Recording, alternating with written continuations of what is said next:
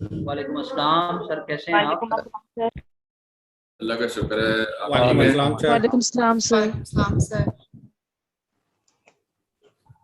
वालेकुम अस्सलाम sir. Okay जी, start करते हैं।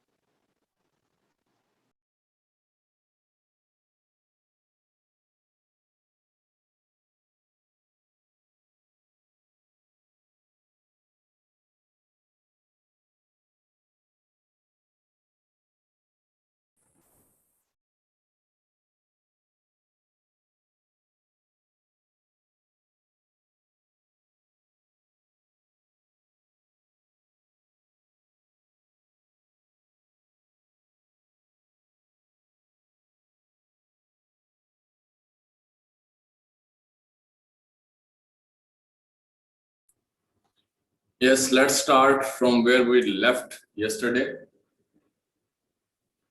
And I hope that you people got understanding what we were discussing last day. Yes sir. Okay, so we are going to continue from there on.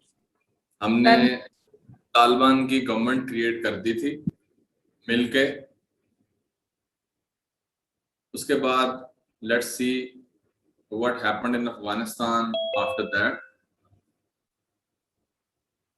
आज हम कोशिश करेंगे कि इसको कंप्लीट कर लें।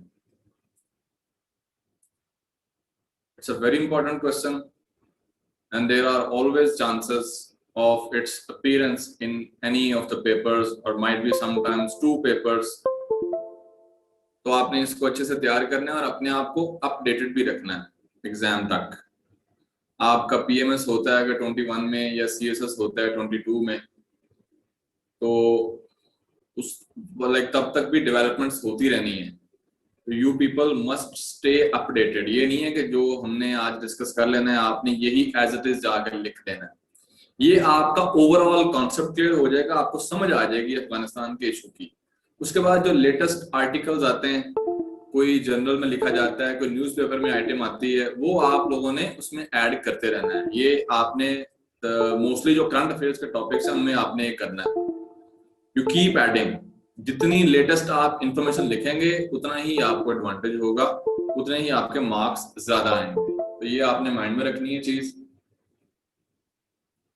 Okay, so we created Taliban government in 1996। Doctor Sukaina के कहने पे हमने तालिबान की गवर्नमेंट बनाई और उसके बाद we are going to discuss what were the policies of that government in Afghanistan. Is doctor here? अस्सलाम वालेकुम सर जी, मैं यहीं पर हूँ।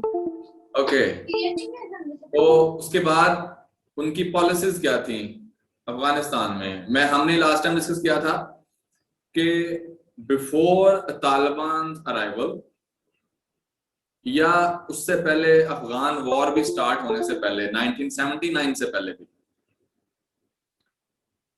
हमने अफगान सोसाइटी को डिस्कस किया इन पॉलिटिकल डायमेंशन।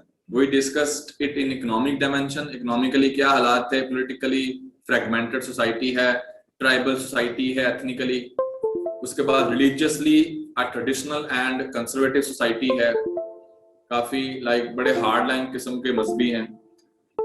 उसके बाद फिर हमने अब हम डिस्कस करेंगे कि जब तालिबान आ गए पावर में 1996 में, तो जो दो कंट्रीज जिन्होंने अब इंटरनेशनली, क्योंकि तालिबान ने बाय फोर्स गवर्नमेंट हासिल की थी, Taliban gained power in Afghanistan by force, लड़के कब्जा किया था उन्होंने काबुल पे, कोई इलेक्शन जीत के नहीं आए थे। तो Taliban government did not get international recognition, internationally recognition उन्हें नहीं मिली, विच मीन्स के यूरोपियन कंट्रीज, यूएसए और इन कंट्रीज ने, majority of countries they did not recognise the Taliban government in Afghanistan. तो एक लेजिटिमेसी नहीं थी उस गवर्नमेंट की। लेजिटिमेसी होती है कि बाहर आपको माना जाए कि आप एक लेजिटिमेट गवर्नमेंट है, नुमाइंदा हुकूमत है उस मुल्क की, तो वो चीज नहीं थी। But Pakistan and Saudi Arabia, they were the two important countries which recognized the Taliban government in Afghanistan. और यही वो दो मुल्क थे रीजनली, अगर हम यहाँ की बात करें, कि जिन्होंने अफगान वॉर में रशिया के खिलाफ मुजाहिदीन को सपोर्ट करने में, उनको ट्रेन करने में इनका बहुत इंपॉर्टेंट रोल था। अमेरिका के बाद पाकिस्तान और सऊदी अरेबिया का।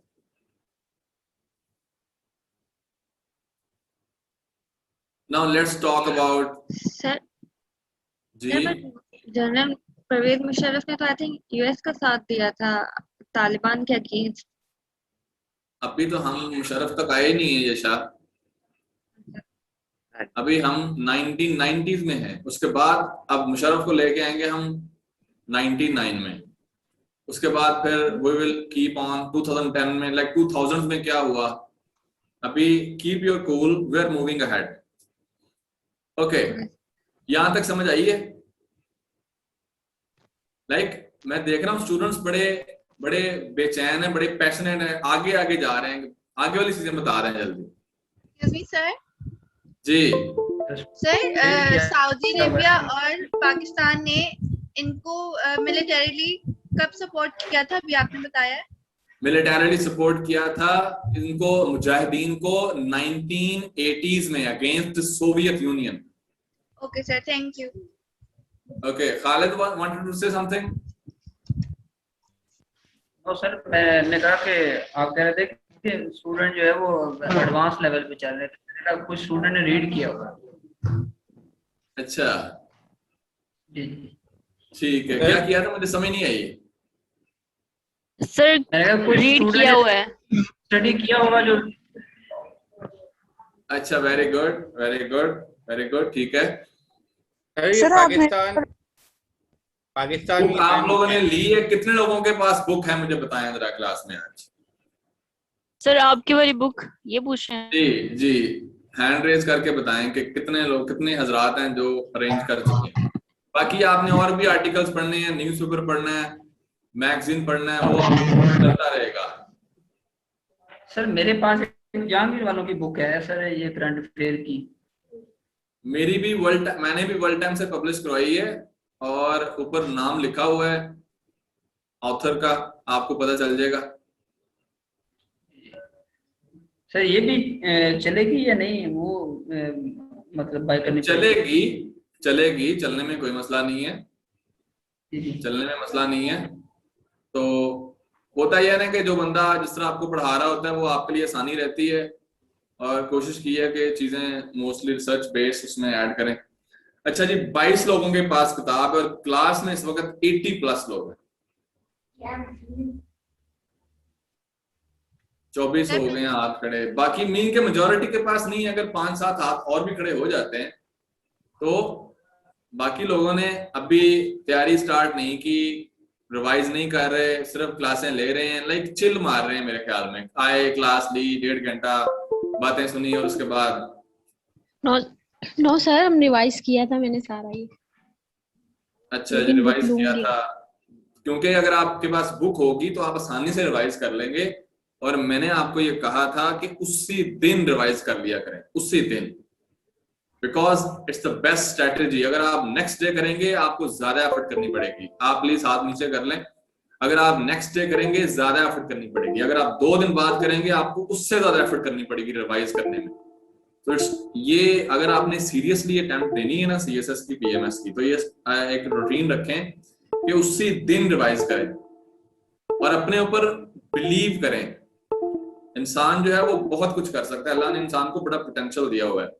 अपने आप को कभी अंडर एस्टिमेट ना करें, ओवर एस्टिमेट भी ना करें, मेहनत करें, लेकिन कभी हार मत माने और ये ना सोचें कि ये मुश्किल है, मैं कर नहीं सकती, या ऑलवेज कीप वर्किंग। ये डूएबल है, ये कुछ भी नहीं है, लोगों ने बड़ा बड़ा दुनिया में काम किया है, तो इट्स डूएबल। रूटीन के साथ काम करें, कंपेटिटिव एग्जाम है, अच्छी तैयारी करें, मुकाबला होना है, जो अच्छा परफॉर्म करेगा वही नंबर लेगा और वही जॉब लेगा। ये कोई यूनिवर्सिटी के लिए, कोई डिग्री लेने के लिए तो है नहीं जिसमें 80 में से 80 लोगों को मिल जानी है, या अगर 15,000 लोग जाते हैं यूनिवर्सिटियों में, आपको पता है कितने ग्रेजुएट्स निकलते हैं हर साल, हजारों के हिसाब से पाकिस्तान में ग्रेजुएट्स निकलते हैं, आप भी उनमें से कुछ हैं, तो वो सारे मेजॉरिटी उनमें से एग्जाम दे रही होती है। जॉब तो लिमिटेड है, तो जो अच्छा परफॉर्म करेगा उसी को मिलेगी, तो आप इसके लिए मेंटली प्रिपेयर्ड रहें। ओके सर, ये पाकिस्तान ने पहले इसको इनको तालिबान गवर्नमेंट को वो किया था या सऊदीया ने? सऊदी अरब, मेरे ख्याल में इन्होंने तकरीबन एक ही टाइम पे किया है, थोड़ा सा फर्क होगा। उसके बाद क्योंकि ये बहुत बड़े सपोर्टर्स थे मुजाहिदीन के, तो जब वो गवर्नमेंट में आ गए, तो पहले तो पाकिस्तान इतना एक्टिव नहीं था तालिबान को गवर्नमेंट में लाने के लिए, लेकिन जब तालिबान की मूवमेंट जोर पकड़ गई अफगानिस्तान में एंड इट वाज इमिनेंट कि तालिबान पावर में आ जाएंगे, तो पाकिस्तान ने भी फिर कहा कि let's get along with them, उनके साथ मिल गए, और फिर पाकिस्तान ने रिकॉग्नाइज किया तालिबान की गवर्नमेंट को, वहां पे एस्टेब्लिश होने में भी हेल्प किया पाकिस्तान ने। उसके बाद तालिबान की गवर्नमेंट की पॉलिसीज अफगानिस्तान में, नंबर 1, पॉलिटिकली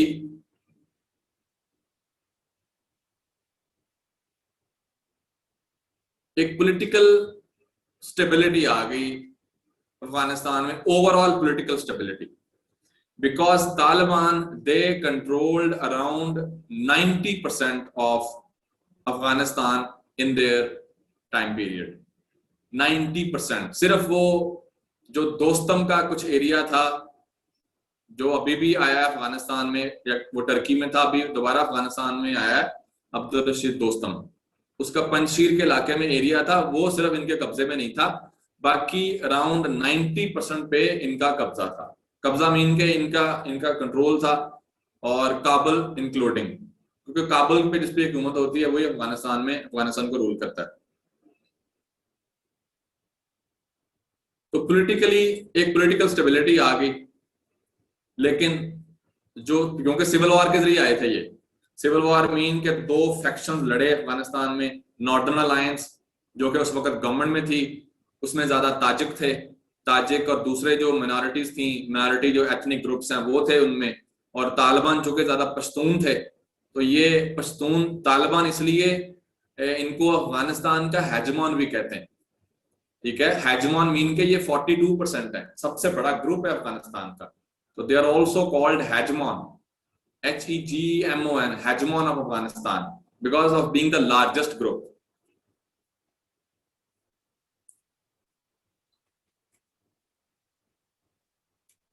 Okay.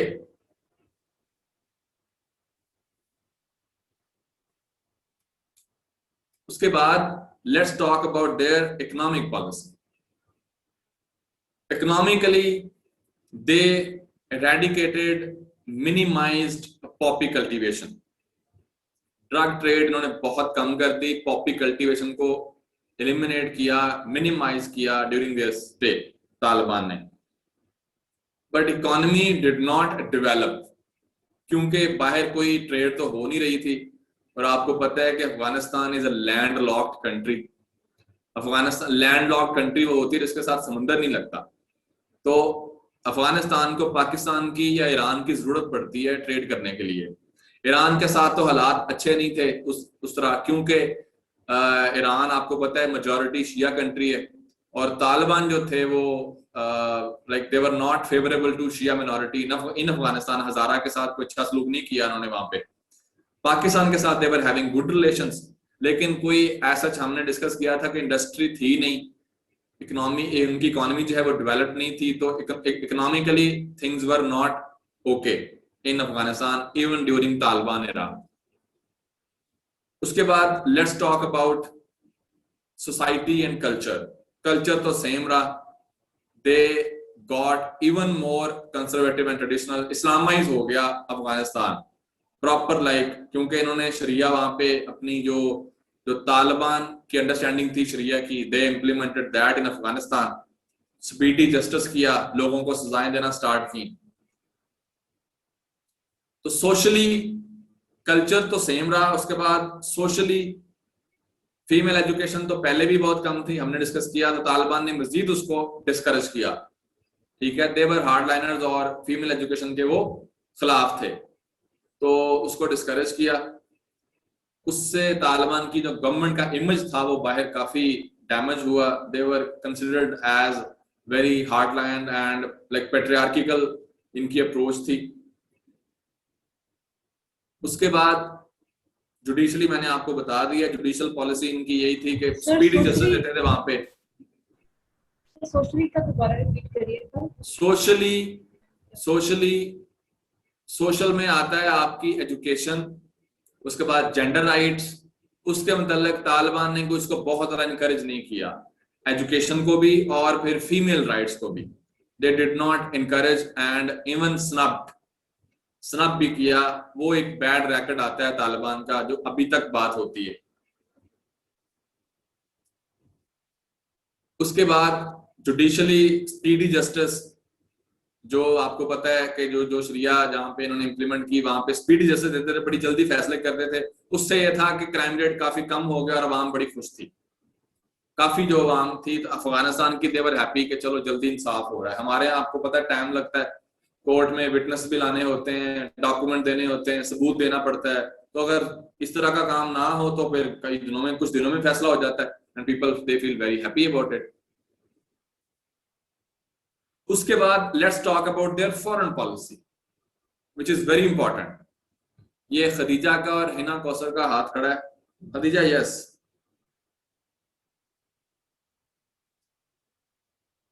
गलती से खड़ा हो गया आई गेस। नहीं सर, वो बुक का आपने पूछा था ना, तब किया था। अच्छा, ओके ओके, प्लीज इसको नीचे कर लें। ओके। उसके बाद foreign policy of Taliban government. तकरीबन 4-5 साल गवर्नमेंट में रहे तालिबान। फॉरेन पॉलिसी में मैंने आपको बता दिया, पाकिस्तान के साथ they were having good relations, cooperative close relation. सऊदी अरब के साथ ठीक थे। ईरान के साथ they were not having cordial relations, ठीक है। And Iran was even complaining के बिकॉज ऑफ तालिबान की जो एक्सट्रीमिस्ट गवर्नमेंट है अफगानिस्तान में, जो इस्लामिस्ट गवर्नमेंट है, उसकी वजह से रेडिकलाइजेशन हो रही है ईरान में। रेडिकलाइजेशन मीन के जब लोग इंतहा पसंद होते हैं उसको रेडिकलाइजेशन कहते हैं। अब कुछ लोगों के एक्सप्रेशन से पता चल रहा है कि स्पेलिंग का नहीं पता रेडिकलाइजेशन का। यही फायदा होता है ना आपकी शक्लें नजर आने का, मुझे फौरन पता चल जाता है।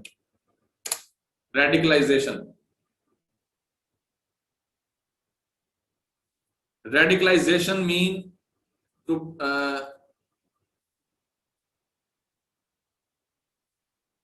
Tendency towards extremism.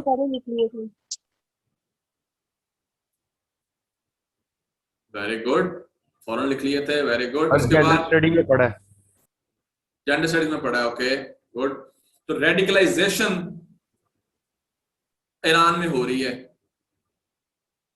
उसके बाद और मिनॉरिटी, जो शिया मिनॉरिटी है, उसके साथ कोई अच्छा सलूक नहीं कर रहे अफगानिस्तान में। और आपको पता है तालिबान ओवरवेलमिंगली सुन्नी थे, तो देवर एंटी शिया।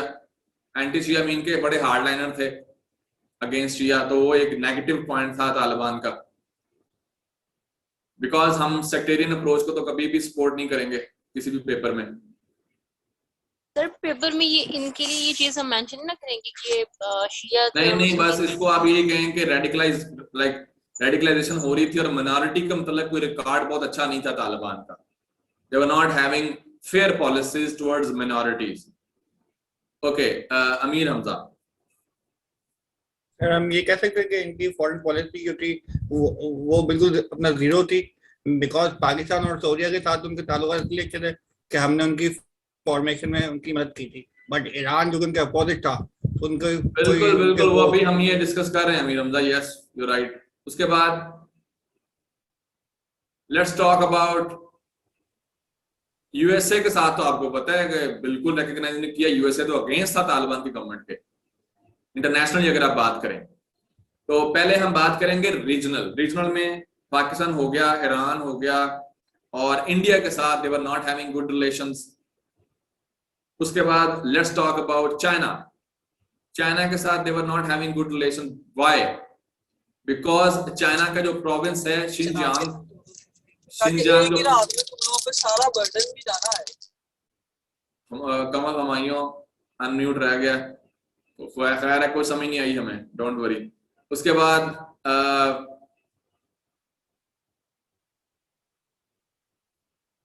चाइनीज जो थे they were also not happy with Taliban government in Afghanistan. क्यों? कि चाइना का प्रोविंस है शिनजियांग।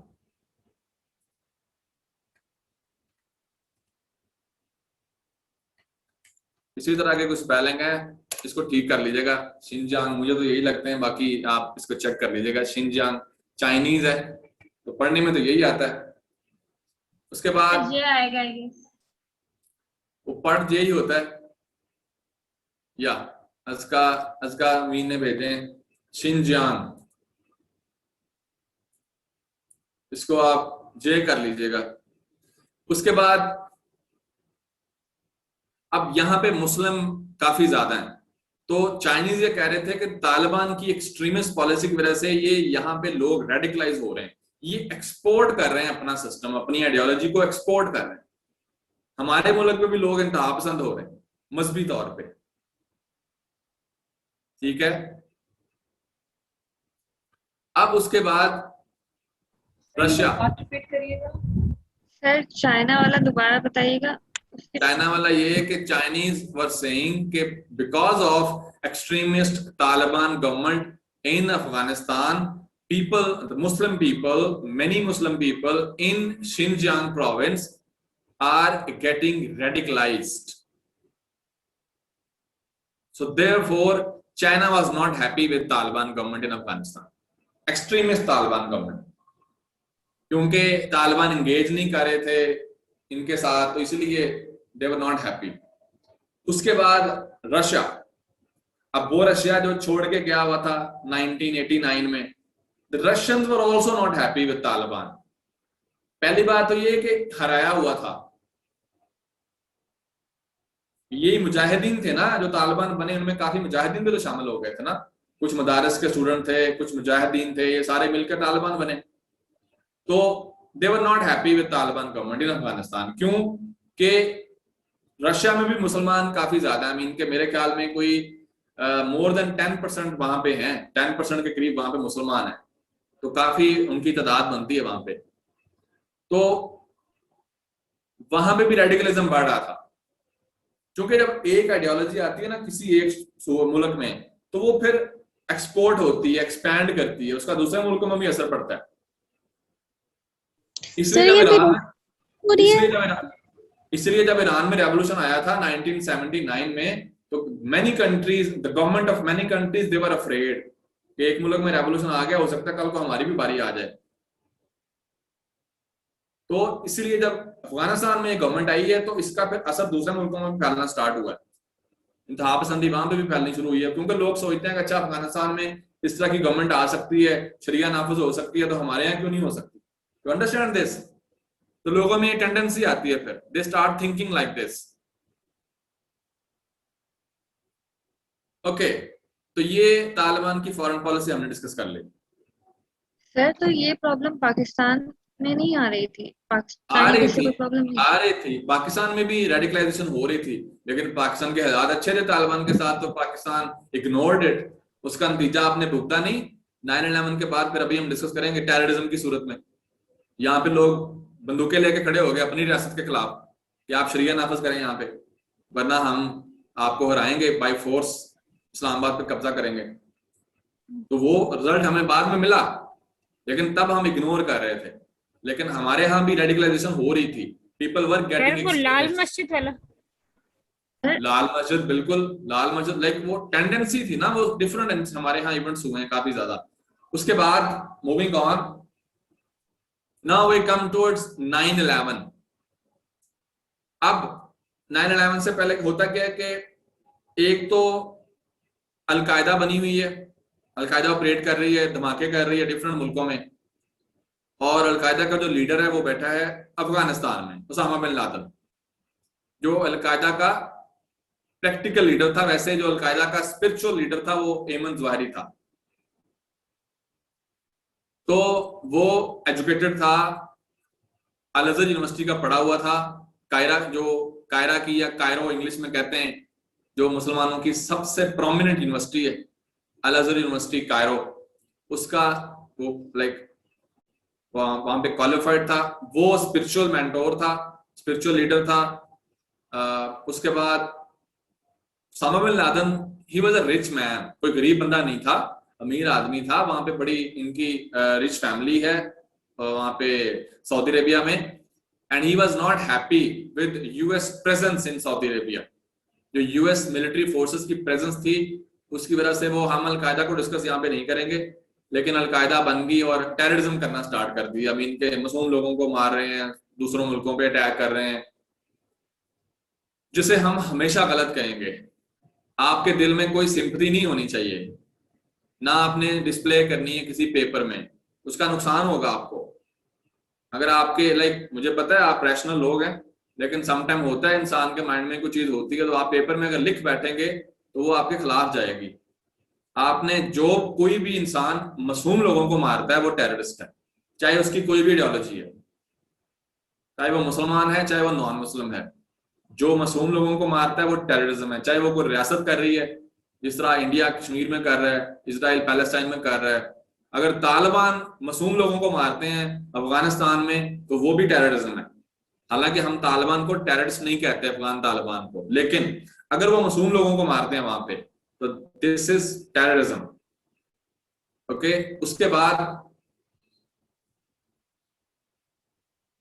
अब अलकायदा को यहाँ पे एक सेंचुरी मिली हुई है, सेंचुरी मीन के पनाह मिली हुई है अफगानिस्तान में, यहां से ऑपरेट कर रही है। उसामा बिन लादेन यहाँ पे बैठा है, और इतने में सितंबर 11, 2001 को यूएसए पे अटैक हो जाता है। यूएसए के शहर न्यूयॉर्क के वर्ल्ड ट्रेड सेंटर पे अटैक हो जाता है। वर्ल्ड ट्रेड सेंटर जो कि 110 मंजिला इमारत थी, and it was a symbol of US hegemony, it was a symbol of US global dominance. US उस वक्त सुपर पावर था, सोल सुपर पावर। आज अमेरिका उतना स्ट्रांग नहीं है, लाइक उतनी सुपर पावर नहीं, इतनी तब था, क्योंकि 20 साल गुजर गए हैं। चाइना बहुत स्ट्रांग हो गया पहले से, रशिया वापस आ गया, तब रशिया वीक हो गया हुआ था टूटने की वजह से। 91 में जब रशिया टूटा तो रशिया कमजोर हो गया, उसके बाद दोबारा टाइम लगा है, प्यूटन की वजह से रशिया वापस आया, अब दोबारा एक पावरफुल कंट्री बन रही है। उसके बाद चाइना इज वेरी पावरफुल। तो 2001 की अगर आप बात करें, ओनली यूएसए वाज पावरफुल। आपने सुना होगा, वो काफी हमारे कहावतें बनी हुई हैं, जो करवाता है अमेरिका करवाता है, ठीक है। तो उस वक्त अमेरिका बहुत पावरफुल था 2001 में, और उस वक्त वर्ल्ड ट्रेड सेंटर पे अटैक होता है। अब एक सुपर पावर है, उसकी ईगो हर्ट होती है, अटैक होता है, और उसके बाद they were already not happy with al Qaeda, और वो यहाँ पे उन्होंने ऑपरेशन वगैरह करने का सोच रहे थे। अटैक हो जाता है, अलकायदा उसको ओन करती है, उसकी जिम्मेदारी कबूल करती है, उसामा बिन लादेन ओन करता है। और यूएसए में जो गवर्नमेंट थी उस वक्त वो थी जॉर्ज डब्ल्यू बुश की। George W Bush, he was a Republican, और रिपब्लिकन हार्डलाइनर होते हैं आमतौर पर।